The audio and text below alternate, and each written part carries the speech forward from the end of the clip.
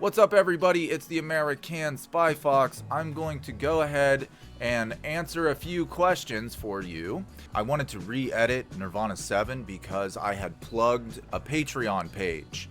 I decided not to go with Patreon. I'm doing YouTube memberships only. If you want to show support for the channel, you want extra perks, shout outs, extra content, early access, all that good stuff, it's only going to be through YouTube memberships. All you got to do is click that join button on any of my videos. As well, somebody asked about the necklace. Yeah, that is a Thor's hammer.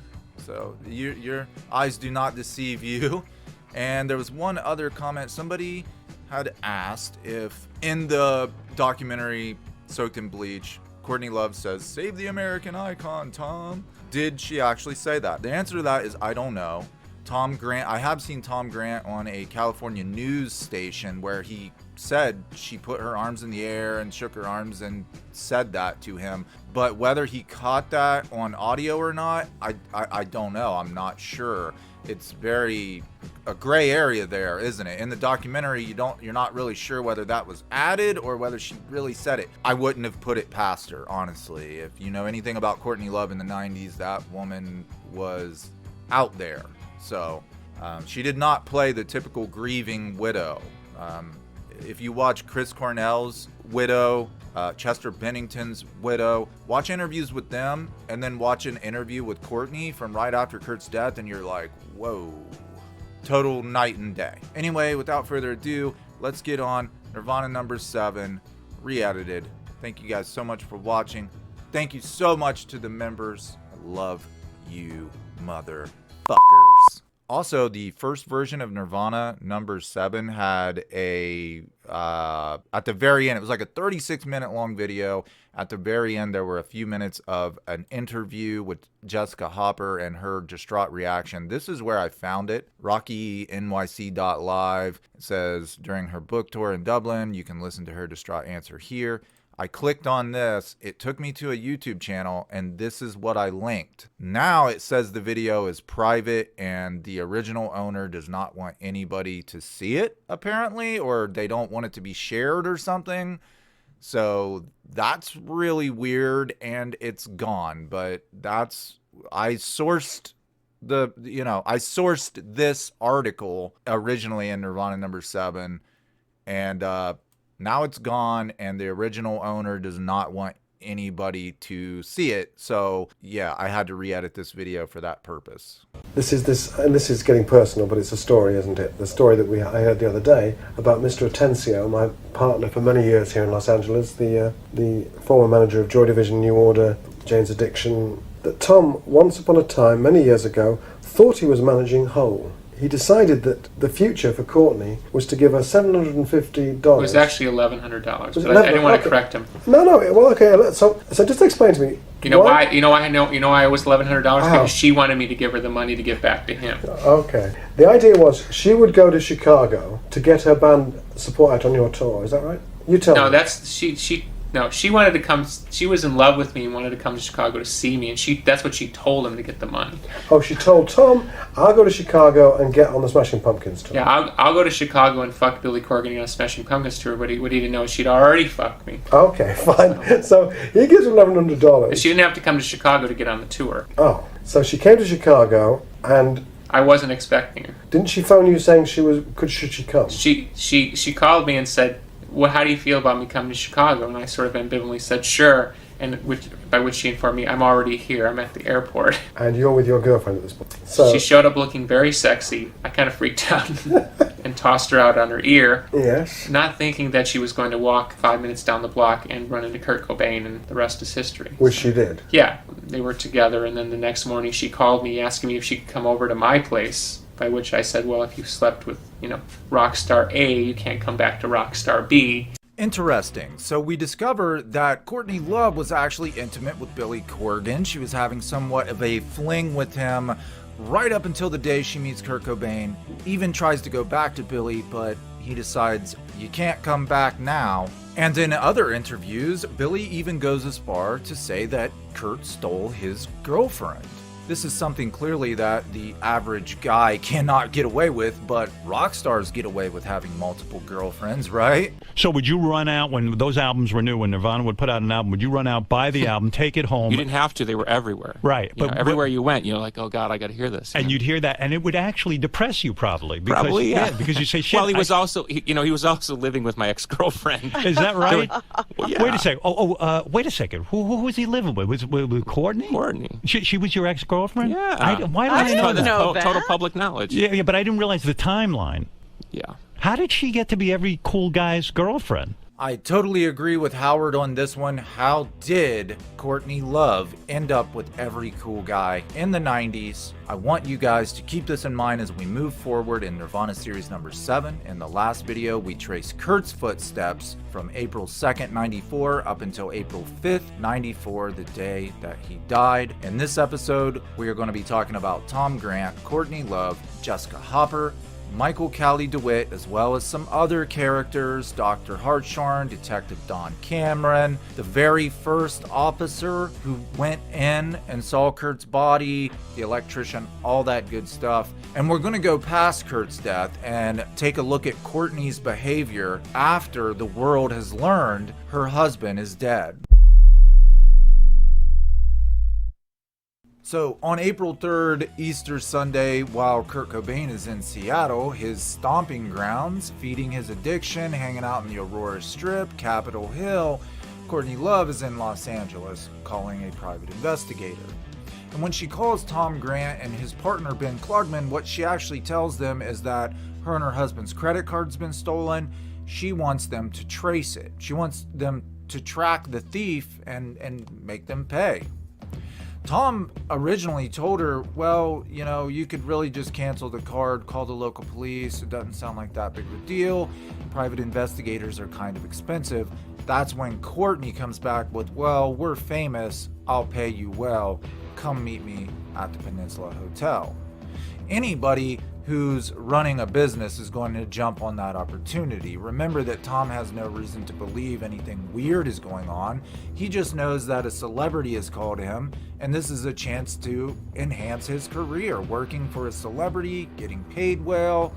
They tell their celebrity friends, if you ever need a PI, So I don't blame Tom for jumping on this opportunity, especially on whether it was Easter Sunday or not. And he does. He goes for an initial consultation with Courtney Love at her hotel room in the Peninsula Hotel. He knocks on the door, and the first thing Courtney says, "You leak this to the press, I'll sue the fuck out of you." Well, hello to you too. So right off the bat, he's left with a bad taste in his mouth, and Courtney proceeds to tell him a completely different story, which immediately raises Tom's suspicions. The card, in fact, was not stolen. Matter of fact, Kurt has just ran away from a rehab, and she's called the credit card company to find out that he's bought a plane ticket and headed back to Seattle. She tells Tom that Kurt is highly suicidal. Everybody knows it.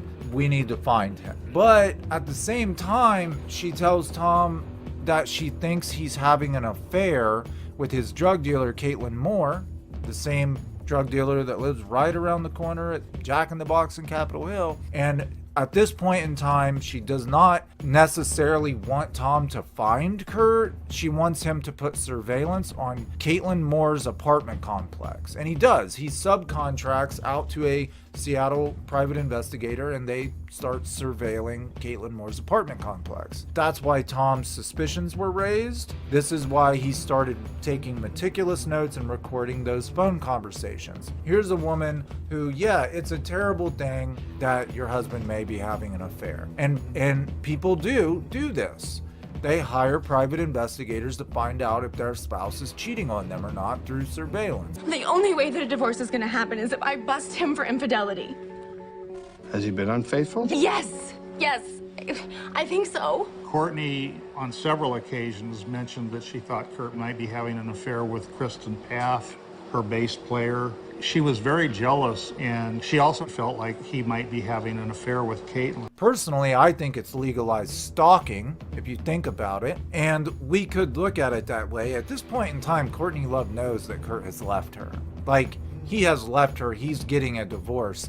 So, in fact, her hiring a private investigator to watch him, to surveil his friends, to see if he comes around them and what he's doing with them, in my opinion, that's called stalking. Now, if you're still married to someone and you just want to know what they're doing behind your back, I get it. But when someone says, we're getting a divorce, I'm done with you, and then you hire someone to go watch what they're doing, that's called stalking in my book. Tom's like, this seems superficial. The affair, the credit card, that seems kind of superficial when it comes to somebody being suicidal. And he initially wants to go to Seattle, but she won't pay for it.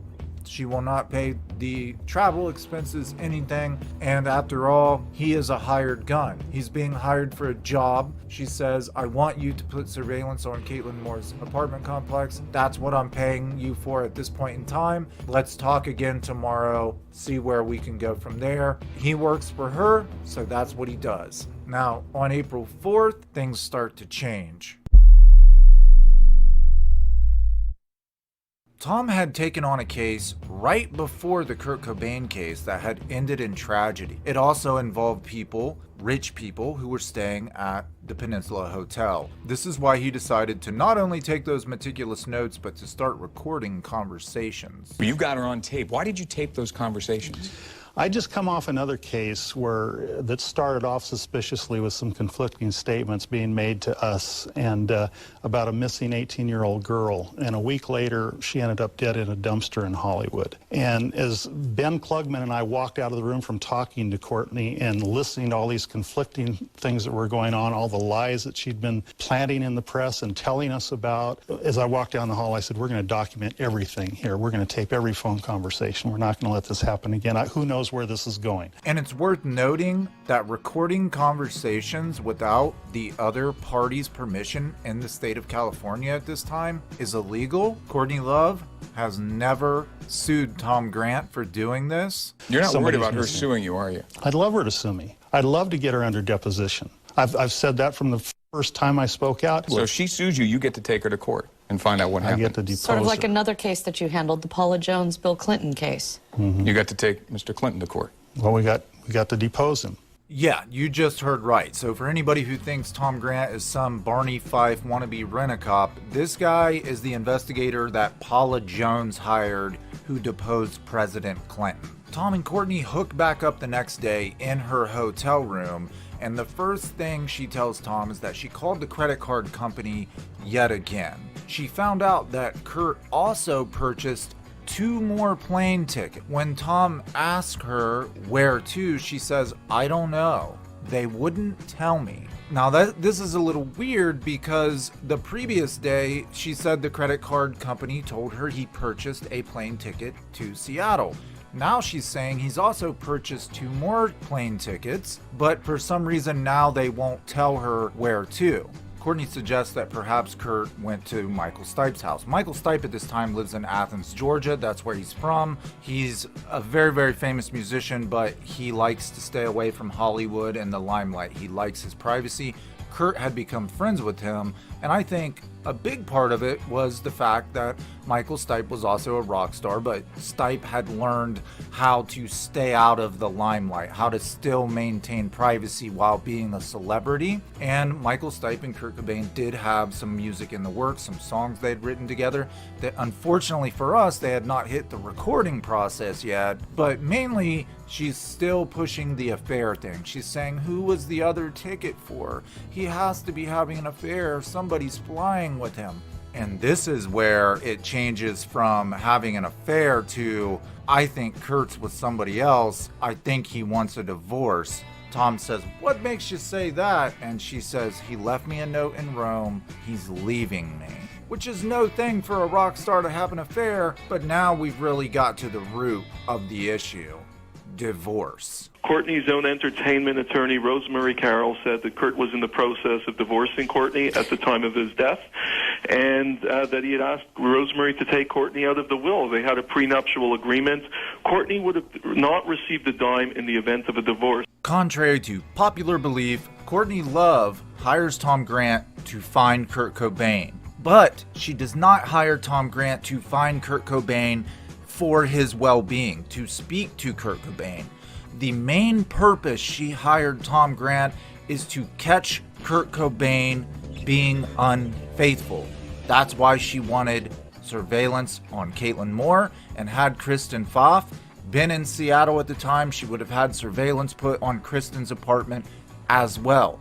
She specifically gives Tom instructions that when he finds Kurt Cobain, to not approach Kurt Cobain, to not let Kurt Cobain know that he is being watched. She sets Tom to the task of calling big fancy hotels. She says Kurt likes to stay in big fancy hotels, and he usually uses one of two aliases, Simon Ritchie or Bill Bailey. Tom has no clue that, like we learned in number 6, that Kurt actually liked to stay at very cheap motels, specifically the Crest Motel and the Marco Polo. Courtney knew this. This was common knowledge among the inner circle. Courtney sets Tom to the wild goose chase down this rabbit hole of calling the most expensive hotels all over Seattle, knowing that her husband liked to stay at the Marco Polo, even in a specific room, room 226. Never once does Courtney mention this to Tom Grant.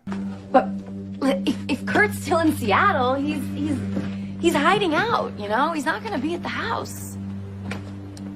He likes to stay in hotels, you know, fancy hotels downtown. He uses the name Simon Ritchie. Or Bill Bailey. You should check that out. And the curious thing is, when Tom finds a Bill Bailey, this is when Courtney says, don't talk to him. Just send somebody over there to watch him. The next day on Monday, when we hadn't had any success with the really nice hotels in Seattle, we began calling some of the others, the smaller motels. And we located a motel, and there was a Bill Bailey registered there. I want to send one of our guys over there to see if it's Kurt. No. I don't want Kurt to know that I'm looking for him. Send somebody over there. Just have them watch the hotel, okay? Okay.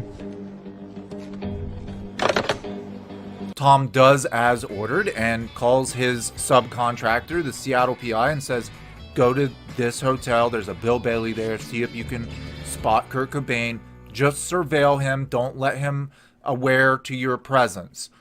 15-20 minutes later, Courtney calls him back saying that she herself called the hotel and that it wasn't Kurt, which confuses Tom. He's like, whoa, you said you didn't want him knowing that we were onto him, that we knew where he was. You want to catch him being unfaithful, but now you're telling me that you called yourself to try and talk to him? She led Tom to believe that the whole point he was being hired was to catch this guy being unfaithful in the hopes that Courtney can avoid the prenuptial agreement. But it starts to really seem like she just wants to know Kurt's location. Over the next couple days, Courtney is going to obsessively speak with Rosemary Carroll and Tom Grant about a divorce, about money, about how she can get her hands on the most money possible. But hold on one sec, though, because we want to hear more about these tapes, because she doesn't just talk about money. She does talk about affairs with you in the tapes. Let's listen to what she has to say with that, Tom. You know, we have $4 million going downhill that I could go to Washington Federal and get a lot better interest rates, right? So they better kiss my ass over there, right? They also know that despite the prenuptial, my name is on all of our homes and all of our assets. So I don't want a divorce out of this. The only way the divorce can happen is if I bust him with infidelity. And let me interject real quick. Something I forgot to put in. Notice how she says our homes, our assets. The reason why Kurt and Courtney have a prenuptial agreement is actually when they got married, Courtney had more money than Kurt. Remember, she had a trust fund, plus Hole had achieved some indie success, some underground, like 100,000 copies sold success. Nirvana would break through just a couple months later and Kurt would become a millionaire. So at the time they got married, she wanted, the point of a prenup is to separate. This is what's yours, this is what's mine. Whatever you make is yours, whatever I make is mine during our marriage. But by the end of the marriage, all of a sudden it goes from her saying, you know, we're going to separate everything to, oh, everything is ours. So a lot of people don't know that. The prenup was arranged by Courtney, not by Kurt. Courtney is also worried about what Kurt cheating on her, divorcing her, is going to do to her career. Back in the 90s, it was very, very difficult for a band to make it rich in the music industry. At the beginning, when I showed you the Billy Corgan interview, they actually go on to talk about how the guy's partner who thought he was managing Hole loses out on that money and then sees Courtney Love a couple weeks later on MTV sitting next to Kurt Cobain and says, oh, well, I guess Kurt Cobain's people are going to be managing Hole now. I think she went off to Minneapolis and then next thing you know, they were getting married and it was all this, thing. Well, the next thing I heard is that Atencio was watching TV 3 weeks later, and suddenly he sees Kurt being interviewed at this very early MTV interview, and there, right next to him, is his former protege, Courtney, and he realizes that that's the end of his $1,100. It's the end of, because she'll obviously become managed by Kurt's management, and the whole thing would go.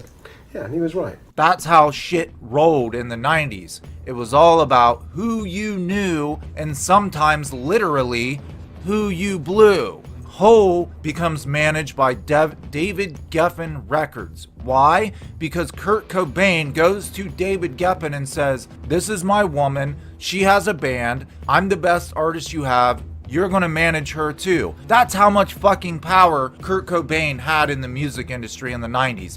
He could literally tell David Geffen himself who he was going to manage and who he wasn't. Courtney knows that if they get this divorce, the last thing Kurt is going to want is to be on tour with Hole. She's going to lose her mainstream record label. On a side note, the link to that full interview will be down below. I want to mention one more thing about it. I don't think Billy Corgan realizes that Courtney Love was swindling him as well. If you watch the interview, he says, the guy says, yeah, my partner gave Courtney Love $1,100 or $750, and then Billy says, no, actually it was $1,100 because she asked me to pay him back. It never occurred to Billy that Courtney may have taken $750 and she's just trying to swindle $350 more out of Billy. He's been so manipulated by Courtney that he doesn't even realize she lies to him as well. A lot of people have no clue how obsessed Courtney Love was with being a rock star.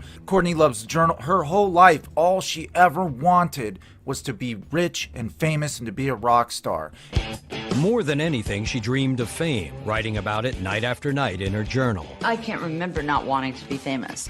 All I could see was that I would be famous. We know that her record was released on April 12th, 1994, just a week after Kurt Cobain's death. And this is speculation, but a lot of people thought that was in really bad taste to release a record called Live Through This 1 week after your husband dies. Here's my opinion. Courtney Love did not care about Kurt Cobain. Courtney Love sure as hell did not love Kurt Cobain. Courtney Love cared about what Kurt Cobain could do for her career. So she would have lost everything? What would it have meant to her band Hole? Well, if they would have got divorced, it would have definitely lessened their appeal because Kurt Cobain was the most powerful rock star at the time. Kurt Cobain was so powerful and had so much influence that even after his death, he continued to inspire teenagers. I remember 7th, 8th, 9th grade in the mid to late 90s. It was like he was still alive. I specifically remember the first time I ever saw a Hole record. Now at the time, none of us knew about this conspiracy stuff, or at least I didn't. I had no clue. I had a female friend who was a cheerleader. Blonde, blue eyes, popular. Think about it. One day she leaves school a cheerleader. The next day she comes to school with pink hair, with a fucking ripped up hole t-shirt on, Chuck Taylors, like completely the opposite. And I remember talking to her, and she had discovered Nirvana. Through Nirvana, she had discovered Courtney Love and Hole. The only reason anybody, and specifically my friend I'm talking about, discovered Courtney Love was through Kurt Cobain. Courtney Love gave alternative females who had gotten into music, gotten into that punk grunge, and went through that whole teenage angst stage. Courtney Love was their Kurt Cobain. They accepted her, females accepted her as their #1 rock goddess because of Kurt Cobain. Now imagine if Kurt had went through with divorcing Courtney. None of that would have ever have happened. Everybody'd have been like, she must be a really shitty person. If Kurt doesn't like her, why should we even give her a chance? So by him dying, Courtney got to hold on to that influence for the rest of her life. She wasn't going to allow something superficial like the death of her husband to stop the release of her major record label debut. She insisted that it be released. They wanted to postpone it. They thought it was in poor taste. She said, no. I've come this far. I'm only days away. You're going to release that record. Before we move on, I want to speak with my female viewers real quick because I don't want any of you getting the wrong impression thinking that I'm a bigot or a sexist or any shit like that. There are tons of extraordinary female rock stars. Kristen Pfaff is at the top of my fucking list. Alanis Morissette